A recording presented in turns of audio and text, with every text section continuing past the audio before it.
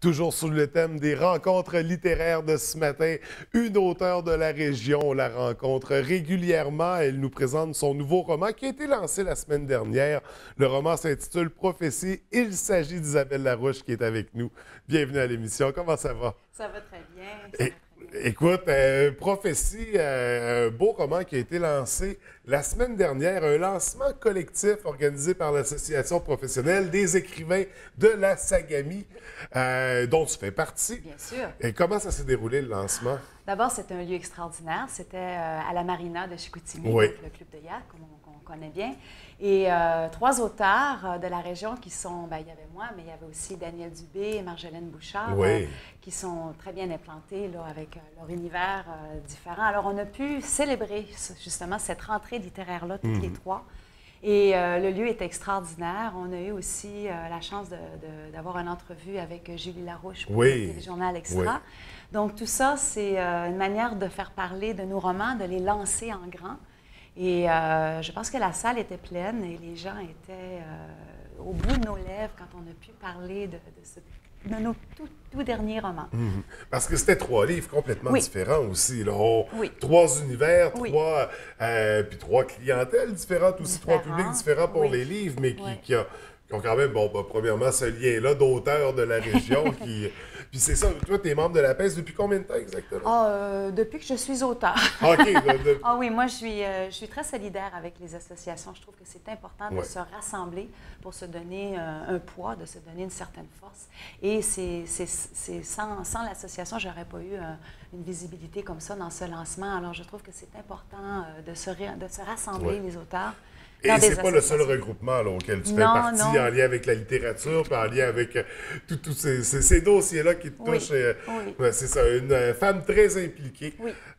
puis très engagée aussi, on le sait par tes expériences du passé quand tu enseignais, entre Oui. autres dans les communautés. Les communautés autochtones, comme j'ai un parcours d'enseignante, Oui. c'est sûr que les communautés autochtones, pour moi, c'était important d'aller habiter au Nunavik, dans le Grand Nord, ensuite chez les Iroquois, chez les Algonquiens.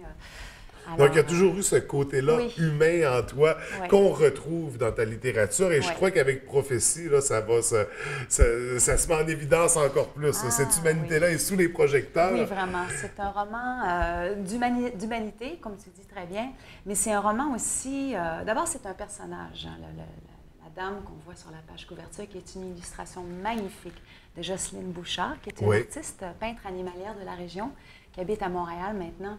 Et quand j'ai vu la page couverture, je me suis dit, oui, c'est vraiment ça. Cette vieille dame-là qu'on voit, elle est apparue comme ça. Je l'ai croisée dans ma vie. On pourrait toute la croiser, d'ailleurs, sur OK. notre chemin. C'est une dame, une sans-abri, une itinérante, comme on en voit par centaines, malheureusement, dans les rues de Montréal. C'est une histoire qui se déroule à Montréal aussi. J'ai travaillé 12 ans sur l'écriture de cette histoire-là. Wow. 12 ans. C'est sûr que pas entièrement, parce que je travaillais sur d'autres projets. Mais pendant 12 ans, je l'ai rédigé en une année. Et là, j'étais vraiment très, très, très stricte dans mon horaire d'écriture. 2 pages par jour sur semaine, 10 pages la fin de semaine. Et après une année, j'ai réussi à terminer l'écriture. Je l'ai soumis. On m'a demandé de la retravailler. Je l'ai resoumis à plusieurs endroits. Et puis, finalement, pour le 375e anniversaire de Montréal, il n'y a pas de hasard dans la vie, hein, parce que cette histoire se déroule à Montréal. Pourquoi? Parce que j'habitais Montréal au moment où je l'ai écrit. Et cette histoire-là va retracer l'histoire de cette dame-là qui apparaît comme ça dans la vie des gens, on va la croiser, et dans 4 époques différentes. Alors, l'histoire se divise en 4 livres. Les 4 époques, on commence en 1930 dans le krach boursier. Alors, il y a toujours une grande difficulté. Hein, on connaît les fortunes Oui. qui ont été dilapidées là, avec le krach boursier et la misère qui s'en est encourue et une petite famille qu'on va suivre et qui vont avoir la chance de croiser le regard de cette dame-là, qui va avoir quelque chose spécial, un rôle spécial à jouer dans leur vie. Une dame qui change la vie des gens, Oui, là, qui oui. croise son chemin. En autant qu'on est capable de laisser entrer la magie dans sa vie, parce que c'est une histoire qui va faire éloge à la magie. Dans notre vie de tous les jours, on vit des difficultés, on vit des belles choses, mais il faut laisser la place à la magie. Et moi, j'y crois fermement. Je sais que si on ne laisse pas la place à la magie, on va vivre notre vie en noir et blanc et on va se couper de quelque chose d'important. Dans le deuxième livre, on est dans notre époque actuelle. Puis là, quand on dit le deuxième livre, c'est à l'intérieur. C'est 4 chapitres. C'est ça, du même roman. Chapitres. Okay. C'est comme si ça avait été 4 livres qu'on aurait rassemblés pour faire cette histoire, mais les 4 histoires sont reliées entre elles. Oui. Le deuxième livre, on se retrouve dans la région de Westmount, donc un quartier de Montréal que je connais bien parce que j'ai enseigné là-bas aussi. Et on est dans notre époque actuelle, une époque de communication. Hein, tout le monde, on a nos écrans, on a le monde au bout de nos mains, mais est-ce qu'on communique vraiment? Quel est l'état de nos relations avec les gens? Comment est-ce qu'on pourrait qualifier notre relation avec les gens? Il y a des gens qui pourraient avoir une discussion à avoir avec ça. Et évidemment, la vieille dame va croiser le chemin d'un jeune homme qui va encore changer le cours des choses. Et au fil de l'histoire, on voit aussi les changements climatiques qui viennent prendre un rôle de plus en plus important. Comme on le voit dans notre actualité, on n'a qu'à ouvrir le journal pour voir les effets des changements climatiques. Il y a 12 ans, quand j'ai commencé à rédiger ce roman, il y a des choses qui étaient prophétiques à l'époque qui sont maintenant réalisées. Alors, je crois que dans ce roman, il y a des choses qui, malheureusement, je crois, on s'en va vers quelque chose qui pourrait être plus sombre. Mais je veux quand même te détromper parce que ce roman-là est plein de lumière. Oui, plein ça, on n'a pas l'impression que c'est quelque chose de pas du tout. On avance vers quelque chose de magnifique. Oui. Troisième livre, donc troisième chapitre, on est dans un futur.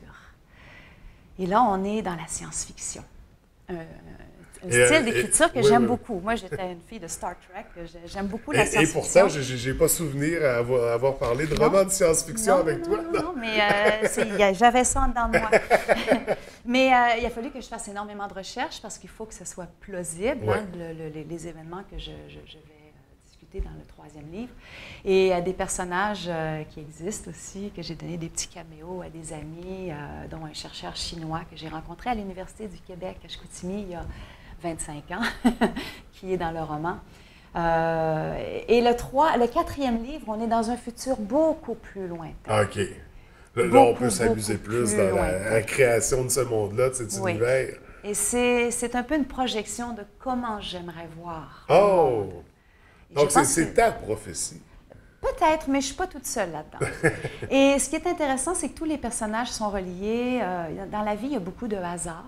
Mais est-ce que le hasard existe vraiment? C'est la question qu'on se pose. Hein? Des fois, quand on rencontre des gens qui viennent avoir un impact sur notre vie, qui vont nous aider à prendre des décisions, à prendre des directions dans notre vie, est-ce que c'est par hasard ou est-ce qu'il y a quelque chose qui nous est prédestiné?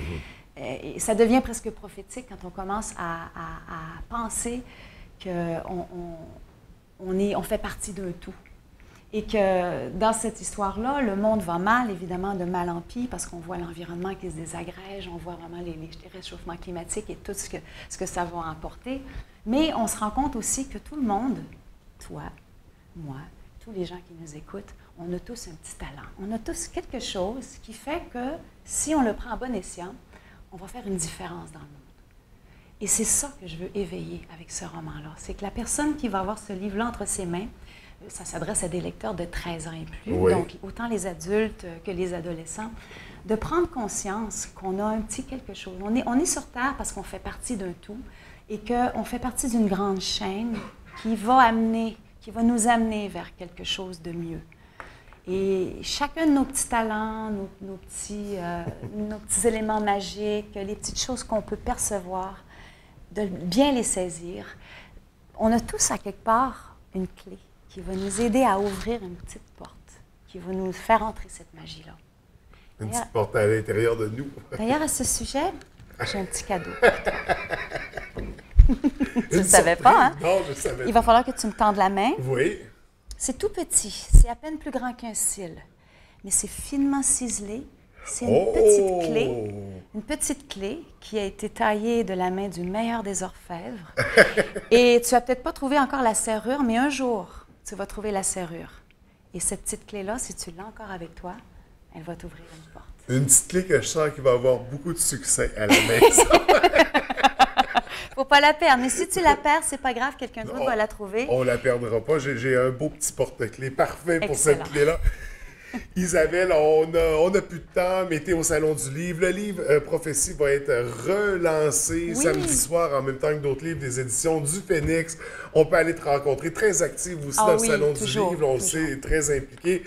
C'est un peu, c'est ton salon, c'est ta Ben oui, région. je suis chez nous. Oui, c'est ça, tu te l'appropries, puis on adore ça. On va aller te rencontrer directement, on surveille tout ça de très près, puis on se reverra, parce que je crois que tu as de la nouveauté qui s'en vient pour cette année aussi. Ah oui. On aura peut-être l'occasion de se revoir au Travailler courant de très la fort. saison, oui, certainement. Écoute, Isabelle, merci beaucoup. Puis j'invite les gens d'ailleurs à suivre ta page d'auteur sur Facebook pour avoir plus d'informations, plus de détails sur ce qui s'en vient. Mais en attendant, je te souhaite une belle 53e édition du Salon du Merci. Livre. Un grand merci à toi. Merci, bonne journée.